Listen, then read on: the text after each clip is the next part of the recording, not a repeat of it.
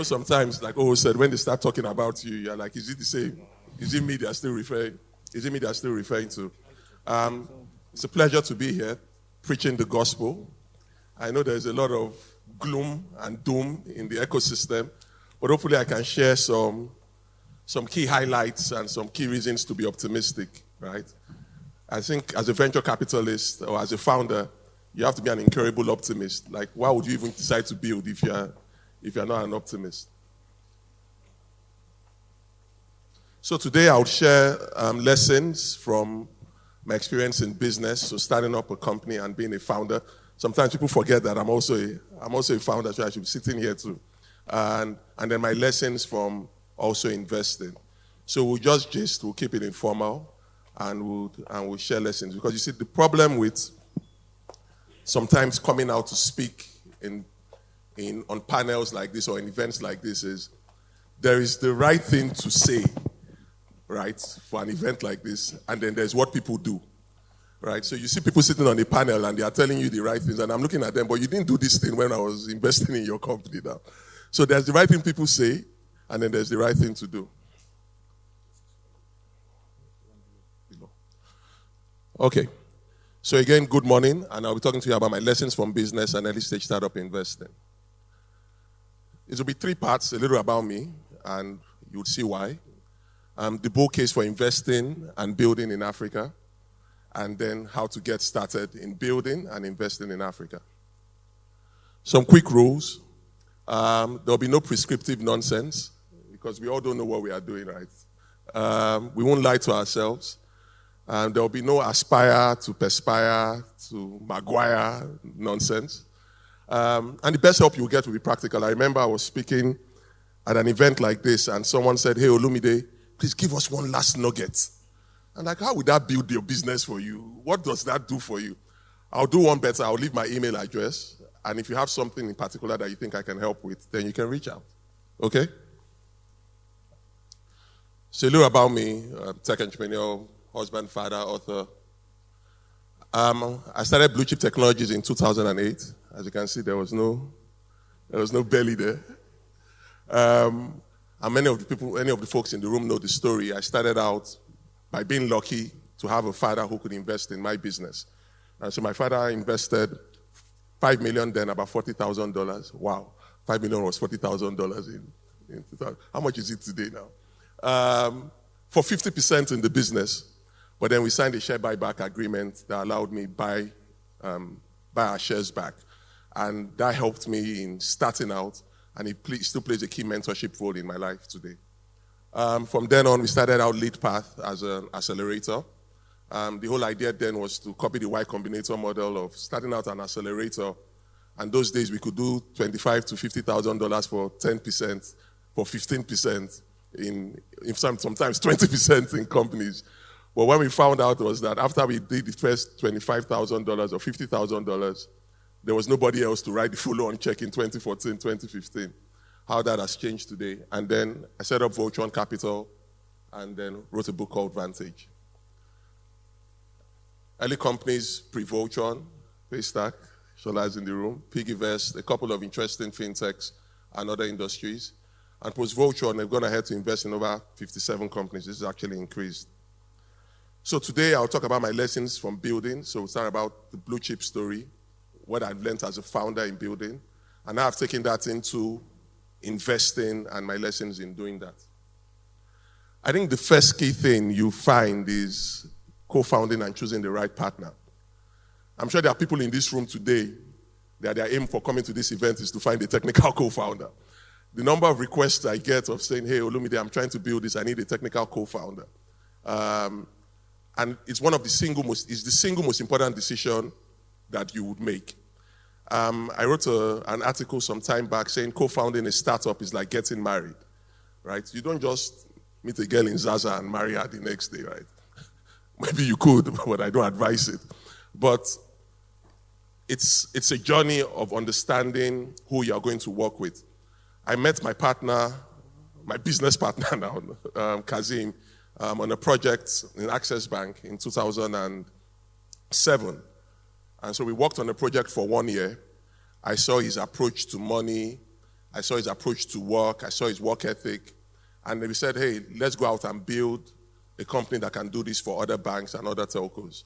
And then even at the same time when I was starting Voltron, I'd seen what Abe was doing. I see what he was doing in the market. He had started investing.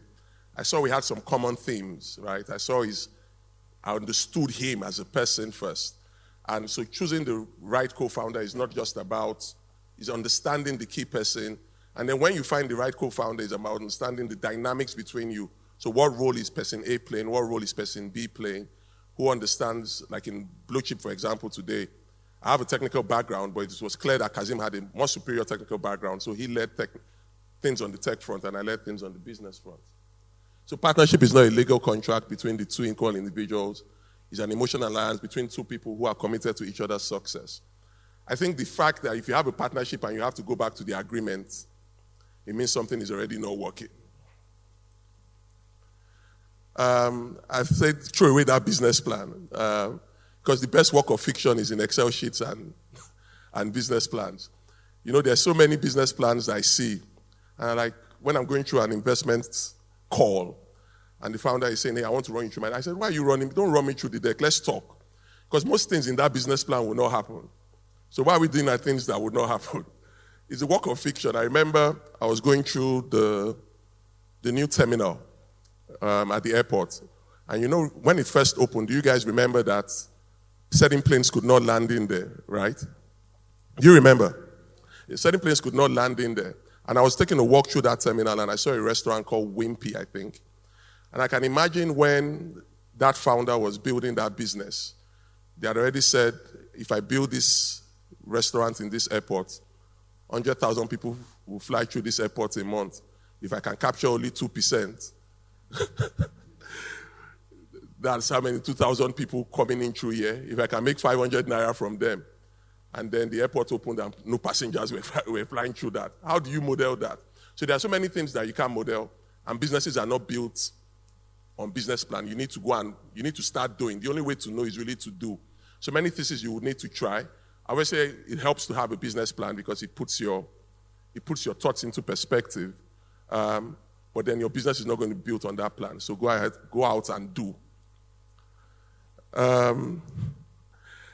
I said there's a gap in the market, but doesn't mean that there's a market in the gap. I saw an interesting tweet, I think during this week, about someone shouting about there must be a need for a breakfast. Who saw that tweet? There must be a need for a breakfast restaurant to cater to only people. Because you have that need doesn't mean, and because you would pay for it, doesn't mean a business will be built from it, right?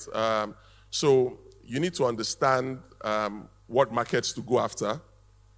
And there's a reason that certain markets are untapped, so you should leave it alone. You are not the one that is going to save the world. Many people saw that same problem, and they ran away, and they left it for a reason.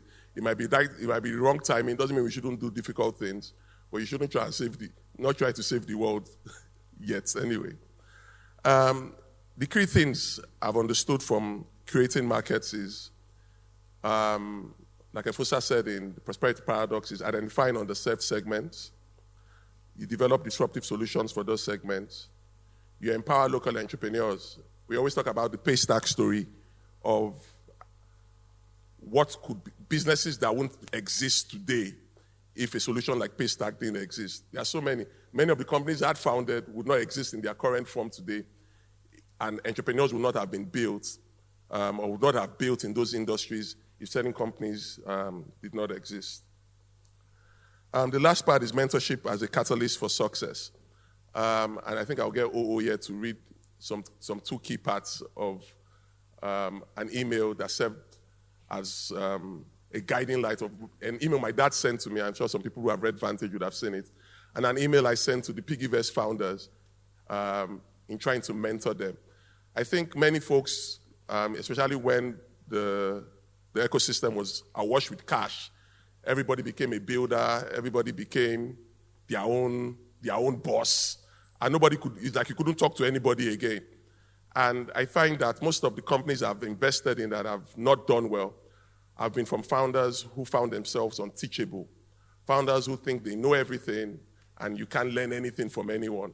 So I would read two emails here that shows mentorship and how to find them, why you need to find a mentor to guide you. Oh. So if I can't be Mayweather now, we know how we read. This is a setup. The cat in the hat is a bat. Another of his most memorable emails came on the 11th of February 2013, when Cars and I splurged on 2 Mercedes-Benz E-Class cars. Mine being a coupe, E350. Again, he quickly got the congratulations out of his way with one sentence and immediately went all in on us. Hold your breath. The email packed a punch, the sort I especially needed at that time. So, the email is from Olumide Soyombo, his dad, to Olumide and Kazim, Monday, 11th February 2013, 9:29. Right? He had to go out before 10:29, before 10:30. Kazim, Olumide, first, let me congratulate you both on the level you have been able to build your business within a relatively short period. While this is good, it throws in the challenge to grow. There are so many with even more attractive dreams that one has mentored or continue to mentor. Some have failed and some are still struggling. That is to be expected. Let me also congratulate you on your new cars. Coming from a different school of thought, I have my reservations. But then, if that is what will motivate you for higher achievement, so be it. It is also important to note that one of the reasons I supported this risk was that I believe Kazim is from a more conservative background and no doubt older and more experienced, and so will guide what may be youthful exuberance in Olumide, while he, Olumide, will put in the dynamism that is required. I do not think these cars will help you secure more business. It is not the car to take to clients' offices for meetings. Going further to secure a private plate number, show, in whatever form, and no matter the explanation, makes matters worse. This is because of the conservativeness of your industry. So I guess you will enjoy it on weekends with your wife's girlfriends, exclamation. While it is not my style to interfere in your day-to-day business, I believe I still have a mentoring role, some of which this mail is serving. Please, let me also start receiving your quarterly management account. Meanwhile, as a first step, please send me immediately your last audited and management accounts, and in capital. This is not an indictment or inference, but like I said, a responsibility. And in any case, if there is reason to indict, I will. Once more, I congratulate you both, and more grace to your elbows. I await documents. Regards. So, I think, don't go yet. You're still reading one more. I had started making money. I was feeling on top of the world, and somebody had to bring me down. So today, I invested pre-seed in one company. I enter business class. I see my founder beside me in business class. There's problem now. How much did I invest? How much is this business class ticket? So sometimes somebody needs to bring you back to earth. Interestingly, I sent an email to the PiggyVest founders when they were building Push CV, transitioning to PiggyVest. And if O reads that email, it will almost sound like it was my dad sending that email to them. Oh, please. Page 170. You can read the email straight. I just noticed the dates. Okay, date, what do you call it? Dears, 50K spending for the month of July. Dears, I received the breakdown, from Olumide Soyombo to Ibukun, IBK, Sisi Somto, Joshua, Ayo, Odun, Terry, Noso, Tokwe, etc. Dears, I received the breakdown on spending on the last $50K. I agree that some of the spending was necessary and required, so no hassles there. However, I have a big issue with the wage bill and the lack of further sacrifice, delayed gratification. The funds came in end of June, and you guys still went you guys went on to still pay yourselves for June. What would have happened if you didn't get the funds? If we didn't get the funds to you till mid-July, would you have died? I don't get how you guys go ahead and spend to zero when sacrifices could have been made till you have a buffer.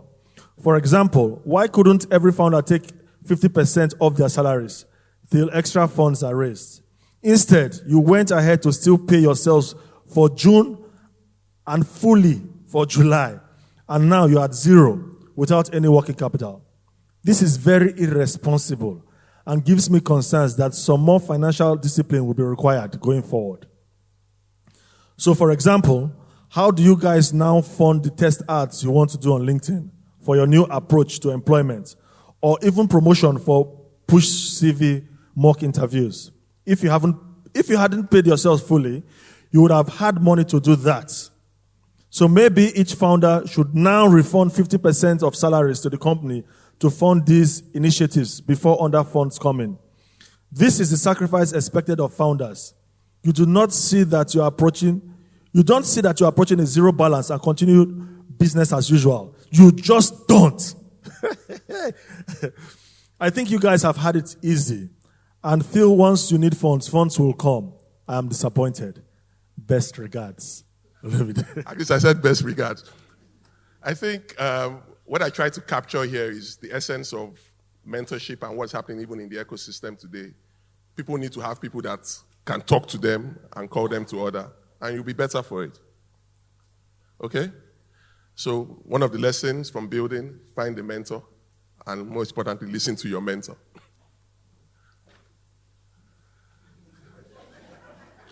You have to maintain composure at all times. Don't lose guard. With 1 month wrong way, no problem. 36 months wrong way, no problem. I think there are many businesses, like you've even seen with the Push CV interview, they were pretty much down to zero. And then they found the composure to build and pivot to something else that became Piggyverse. So maintain composure at always, because non-composure is not going to solve the problem anyway. So quickly, as I run through the bull case for investing in Africa and why we still believe in investing in Africa, I think Hero would pay attention to this one very well. He's already caught the gospel anyway. Africa would define the future, Jack Dorsey, and I think so. Some quick things, GDP growth 3.8% or higher than global average. 400 is the number of companies with revenues over $500 million. Africa is home to 11 of the 20 world's fastest growing economies. This is a very interesting slide, explosive population growth.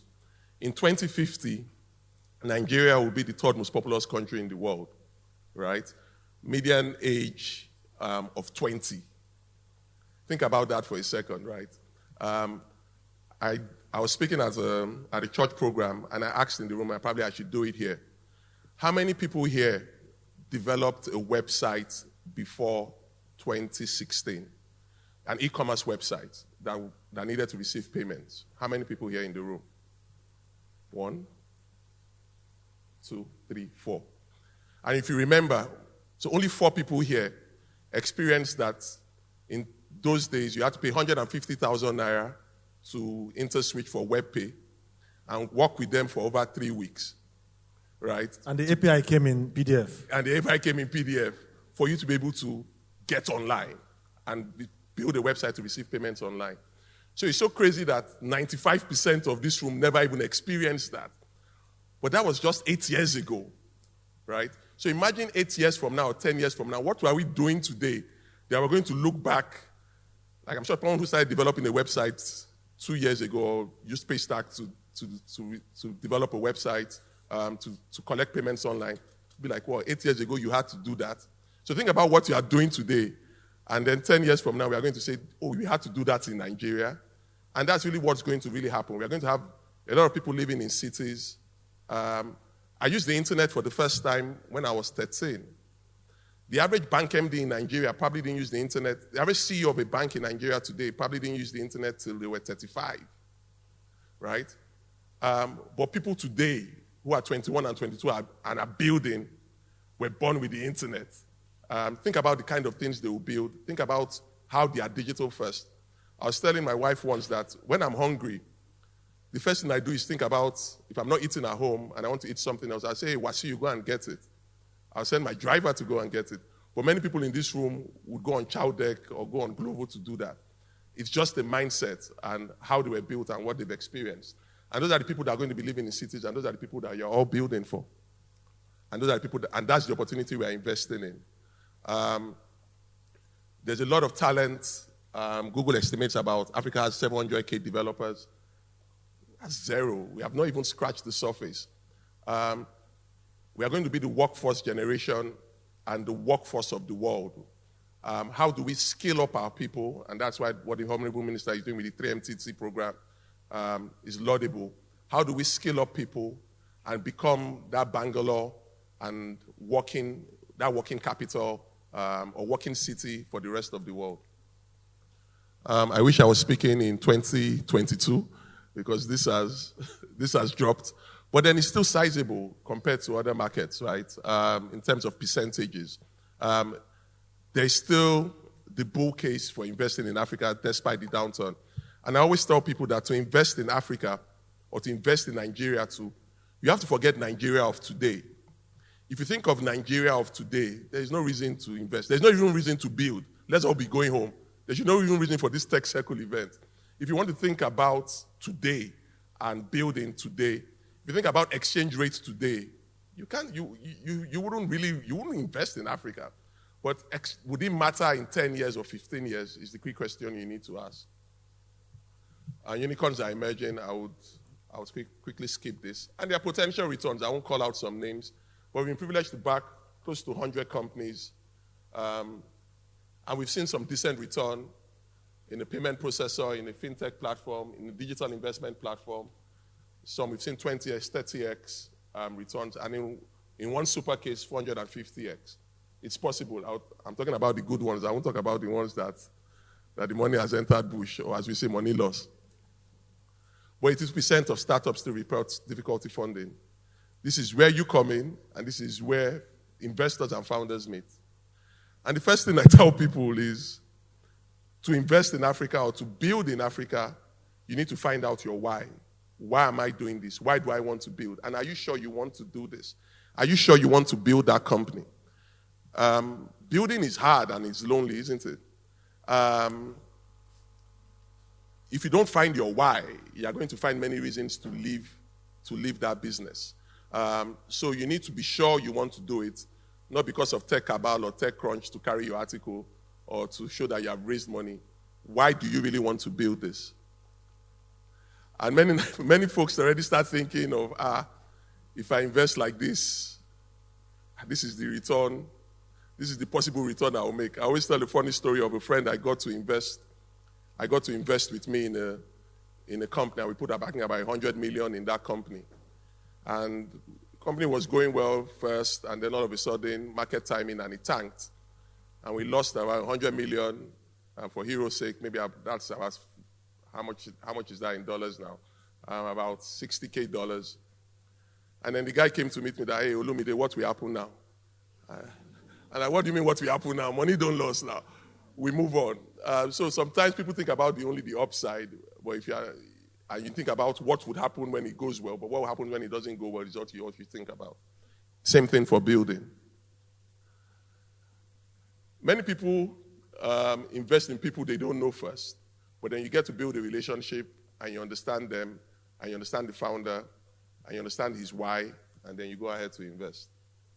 But the key thing is what an investor is looking for is you're betting on the founder.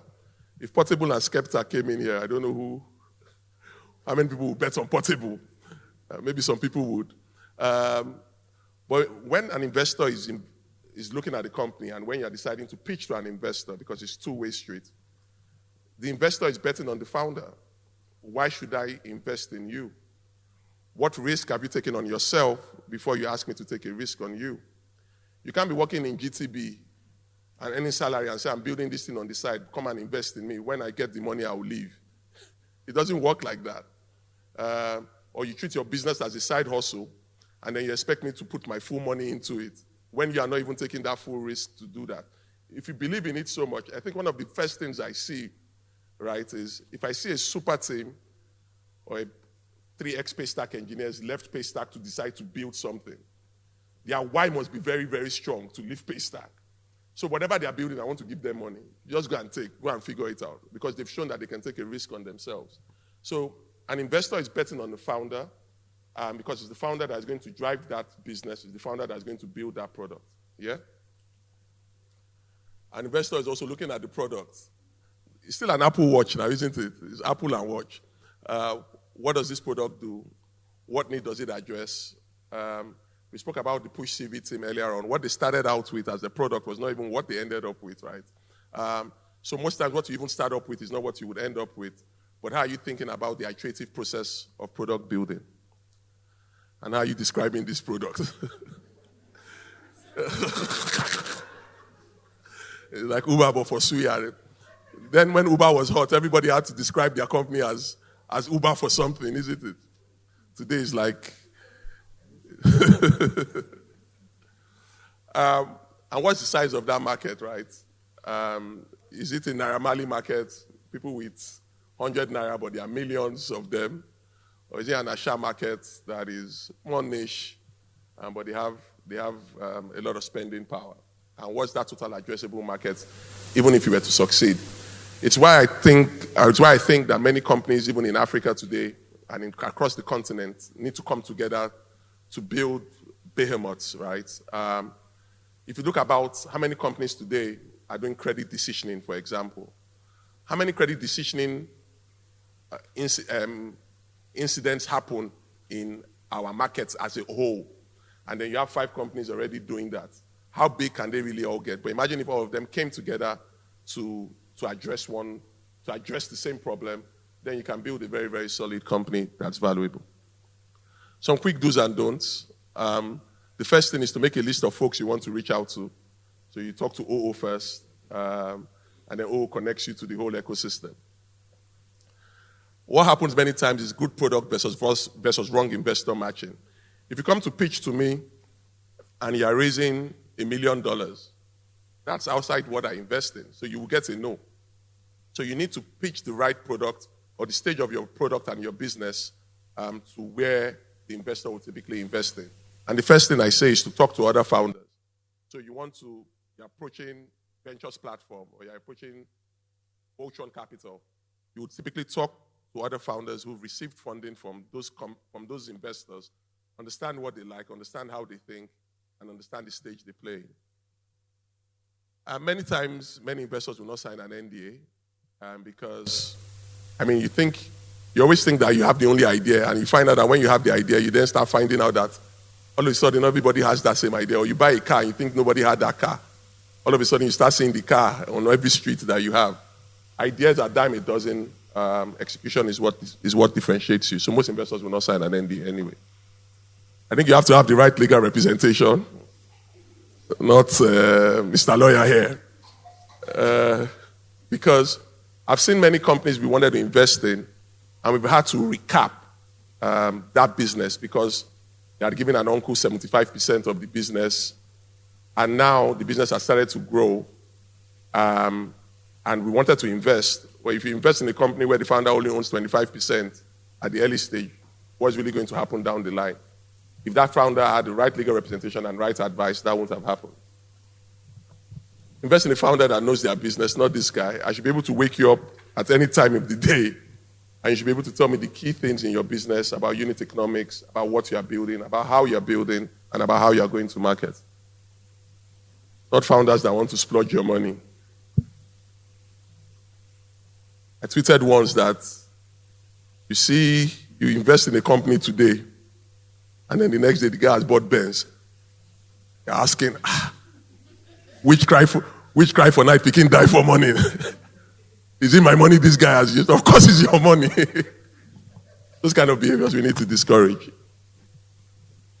And giving updates. I think this is one of the key things Tola always gets credit for. Many times founders receive funding, you go ahead and build, and you have your head neck deep in building. But someone now, if you didn't want to give updates, then you shouldn't have taken money from anyone. If you didn't want to be accountable, you shouldn't have taken money from anyone. But I also understand how founders think about it, right? I'm almost there. If this thing should just click, then I can give a positive update. And then the next month comes, the thing does not click again, but it's almost there. And before you know it, 3 months have gone and you haven't given any update. And then 8 months down the line, you have run out of cash and you need to go back to those same investors. How would they fund you? So many times, still give updates, even when things are not going well, because now you have carried along those investors, and perhaps they might even have some insight or some network that might be able to help you. And then when you cash out, like, oh, please remember me. Thank you very much.